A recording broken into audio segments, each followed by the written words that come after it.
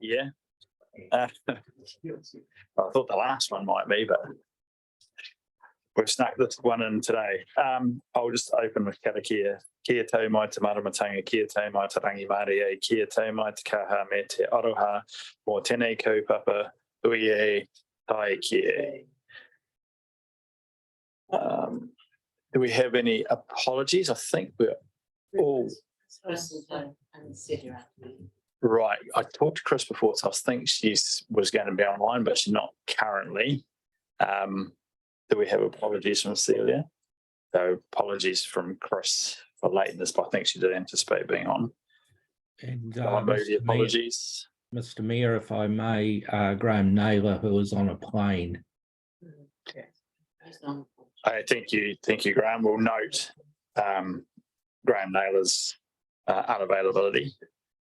Someone like to move the apology for Councillor Butler, Councillor Deputy Mayor Bryant, seconded. Councillor Maru, all in favour, please say aye. Aye. Against, carried. Any declarations of interest? No. I'd also like to welcome John Mackey, who is online, zooming in, and we'll get to John in due course. I'd also just like to note this. I think we also thought it was Cherie's last meeting last time, but she's also turned up for this highly exciting final meeting of the year. And also brought along her replacement. So Catherine Hubbard is replacing Cherie as the staff reporter. So welcome, and no doubt we will see you again in the new year. Public forum, we have no one registered to speak. Welcome, Councillor Hill. There are no minutes, so that moves us to the annual report. So although this is, I guess, somewhat machinery and a relatively brief report, it's nevertheless an extremely important decision that we make to adopt the annual report. It's the culmination of effectively a whole year's work, and then the external review that comes via Audit New Zealand to ensure that we've met all of our statutory requirements and obligations. So, like I say, while it is a relatively straightforward and simple, it involved a lot of hard work. So I'd like to thank Alan, Charlotte, Mike, and the whole finance team for the work that they put in. It's usually quite a high pressure period of time, and also to the auditors and the staff that they've provided who come into the organisation again for a reasonable amount of time, and work with our staff to ensure that we get something that we can adopt, hopefully with minimal commentary, certainly minimal negative commentary, which is good to see this year. We have received effectively a clean report. So at this point, I'll open up for any questions that anyone had. Or actually, I'll come to Alan and Charlotte. Is there anything you want to highlight perhaps first before I open it up to councillors for questions? And then I'll give John Mackey the opportunity to speak as well. All right. Thank you, Mr. Mayor and councillors. So yes, just some brief introductory comments. So yes, so hopefully this report should bring to close what feels like a long process to report our results from the 2021-22 year. For new councillors, this is reporting results for the year before you became elected, so before you were part of the council. When the Audit and Risk Committee considered the annual report in early December, there were still a number of matters still outstanding in terms of the audit process with our auditors, Audit New Zealand.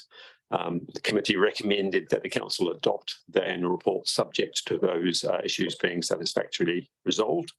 I'm happy to say that that's the case, and I think Graham McGlynn, who's one of our independent members of the whole audit committee, will sort of attest to that on behalf of the three members of the committee that were sort of delegated the role to sort of I guess arrive at a position where they were comfortable that those issues had been resolved. Resolving those issues has gone kind of to the wire, as often happens with the annual report, and that's the reason there was a late tabling of a new version of the annual report and summary today.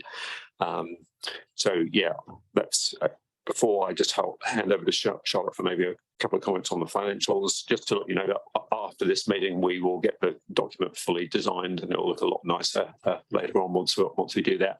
But with the process to get it to you going right to the wire, no opportunity to do that before this meeting. Okay, thanks, Alan. Charlotte? I guess just a comment that all of the financial issues were resolved and they didn't result in any material changes to that financial report that was recommended to adoption by the Audit and Risk Committee. Apologies for the late upload. They're just small kind of disclosure amendments. So I'll hand back over and we can maybe hand over to John and Graham for any further comments. Okay, before I come to John, Graham, as the representing, I guess, the two independent members on the Audit and Risk Committee, is there anything you'd like to add? By background, Councillor Mackenzie, Mr. Naylor and myself were appointed as a subcommittee to work through the issues that we're resolving. It was quite a difficult and highly technical matter around ETS accounting, where there is not good accounting standards and guidance in place. And we've successfully navigated our way through this with Audit New Zealand and John and his team. There are no material changes apart from a bit of wording, as Charlotte's identified. The audit process, normally we would be signing off by the end of October due to staffing issues at Audit New Zealand arising from COVID and generally in the audit community, where we're many hundreds of auditors short. There was an extension given to 31 December, which we are going to make today. So, look, I can confirm on behalf of myself and Mr. Naylor, and I'm sure Councillor Mackenzie will also, who's in the room, will also be able to say that we're satisfied that all matters have been satisfactorily resolved and that it is appropriate for the council to sign the representation letters to John for the main accounts and the summary accounts, and he's indicated that he will give us an unmodified opinion with 2 emphasis of matter items, which I'll bring to the council's view. The first one is on the impact of 3 waters and the legislative changes that are in flow and the difficulties of actually being sure what's going to happen in that area. And the second one is on the valuation of predominantly the 3 waters assets, where the valuer has noted some restrictions in their ability to do a full valuation and get necessarily on site for seeing everything due to COVID issues that have arisen. But John will no doubt have another couple of items. It's important to note that these are just highlighting matters that have been disclosed in the accounts to ensure that they're brought to the reader's attention, and that the auditor is obliged under auditing standards to draw attention to. But other than that, I have no difficulty in recommending these accounts for adoption. Thank you very much, Graham. Councillor Mackenzie, seeing as you were on the review group as well, is there anything you'd like to add? Thank you for the opportunity, Mr. Mayor. No, I think that I concur with everything that Mr. McGlynn has said, and there's no reason why we wouldn't adopt this annual report today. And I would like to take the opportunity to particularly thank the team, well, I guess the whole council, for the performance of the council for the year to June 2022, but also the finance team, given the long drawn out nature of the audit. Sometimes you need to put a line under these things, and it's taken a long time to get there. So great to get it done today. Thank you very much. Thank you, Councillor Mackenzie. John Mackie, is there anything you'd like to add at this point? Yeah, just a few things that I'll expand on that Mr. McGlynn mentioned. So it is a real achievement to get to where we are today, where you can adopt. With some logistics challenges, there's a worldwide shortage of auditors, so that's hampered Audit New Zealand's ability to do the audit as we would have liked. We had to delay the interim to do it with the attest audit, so that hindered planning and ability to actually deal with issues prior to preparing the financial statements. There was a high level of staff absence at Audit New Zealand, at Tasman, and at the valuers. So things just did not go smoothly through the whole process. Then we ran into issues that we weren't expecting. One of them was, thankfully, didn't have a major impact on Tasman itself, but greenhouse gas emissions, how that's reported and audited is a challenge. We had what Mr. McGlynn's mentioned about the accounting for ETS forestry credits, lack of clear accounting guidance on that. So we had to work through that, and thankfully we've come up with a pragmatic solution to that at the moment. And then there was the drinking water standards. The Tamata Arawa came into being and took over the water authority in November last year, and drinking water assessor's role disappeared, so that there wasn't the same process to ensure compliance with drinking water standards. So it was a lot more difficult to audit. So we worked with the council and satisfactorily resolved that. So there's been a lot happening over this last period, and I do thank the staff involved with the audit, because with the preparation of the financial statements and the performance information, because it has been challenging, and appreciate their patience. And I'm glad that we that I'm in that position where I can sign a clean audit opinion today. Thank you very much, John. Right, I think at this point I shall open it up for any questions that anyone has, either of council staff or the auditor, or if someone's willing to move the resolution for adoption. Obviously, you can do both if you wish. Councillor Mackenzie. Thank you very much. I'll move the resolution. Thank you. Thank you. Is there any questions? Anyone willing to second? Seconded, Councillor Bryan, Deputy Mayor Bryan. Yeah, I'm happy to second, but I want to speak to him again. That's fine. I just have some comments and a question, if I may. So thank you, Mr. Mayor. Firstly, thank you to all the staff and the team from Audit New Zealand. It's a huge amount of work to get this done, and particularly when it runs late and becomes pressurised towards the end of the year. So special thanks to Alan and Charlotte and the team behind them and the team behind them. And I guess it flows through how the whole council works. So great effort to get it done. I just have a question in relation to the printing of the reports. It seems an old-fashioned thing to do, bearing in mind there's probably not a huge public interest in this. So do you give us a bit of an idea how many copies we printed, the full report, the summary, and how many are requested online?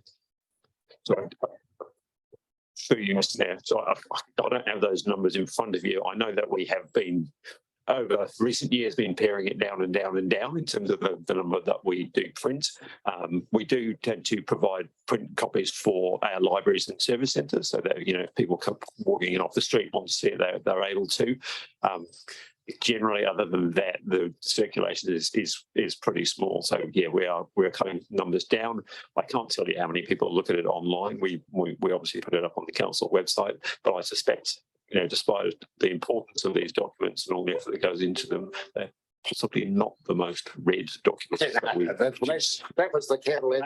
Maybe that'll change because we're putting out just before Christmas. Yeah. People will be sure to read it. People would like one in their Christmas stocking. That was what made me think of the question last night. I was thinking, what are we going to read at Christmas?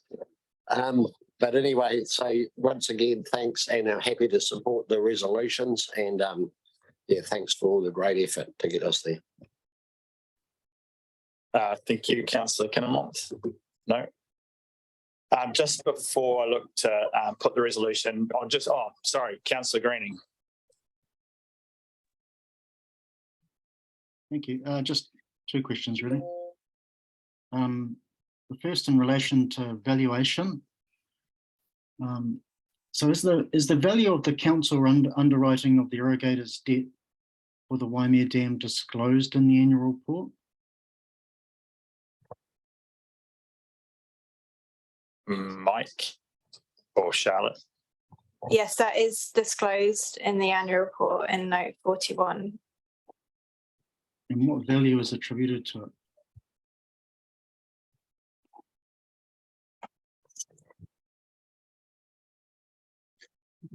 Mr. Mayor, through you, nil. Thank you.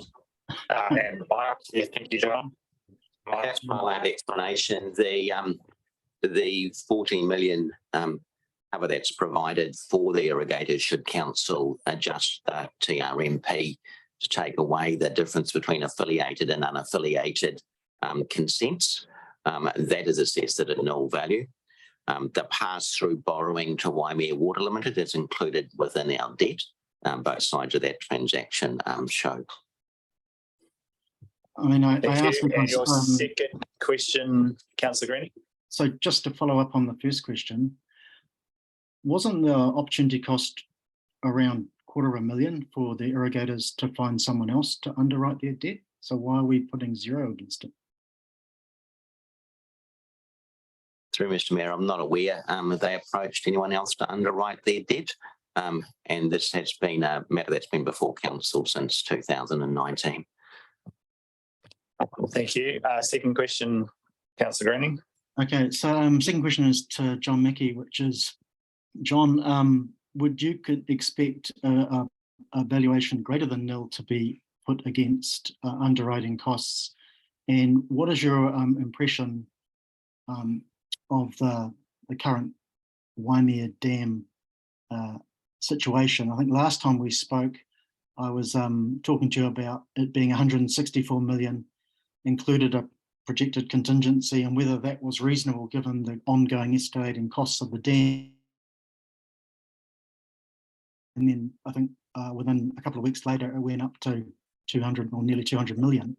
So I suppose my question also is, do you still think that 200 million is reasonable? Thank you, Councillor Greening. So just so we stick with the annual report and the auditor's role, I'm happy for John to answer the parts of that he feels comfortable doing. So bearing in mind this is looking back to 30 June 2022. Mr. Mackey. So in terms of the guarantee, I'm comfortable with that being a nil value. The likelihood of that being drawn upon is remote, so that I'm comfortable with a nil value there. In terms of the increase in the cost to construct the dam, that's disclosed as a post-balance date event in the annual report, and it's disclosed that the appropriate financing arrangements have been put in place so that Tasman District Council can meet its obligations to finance that. Thank you, Councillor Greening. Just before you go, just before I put the resolution, I think you pretty much answered this, John, in your previous comments, but in terms of the access to information, timeliness, access to council staff, there's no issues that you found going through the process in terms of what we provided you to enable you to undertake your role? So it was a very challenging year, as I said. So it didn't go perfectly. There's room for improvement on both sides, and we'll work with the team to improve that next year. Okay, thank you. If there is no further questions, I will put the resolution. All those in favour, please say aye. Aye. Against? Carried. All right, thank you very much. I note that Councillor Butler did. So Yep. you've noted Councillor Butler's attendance.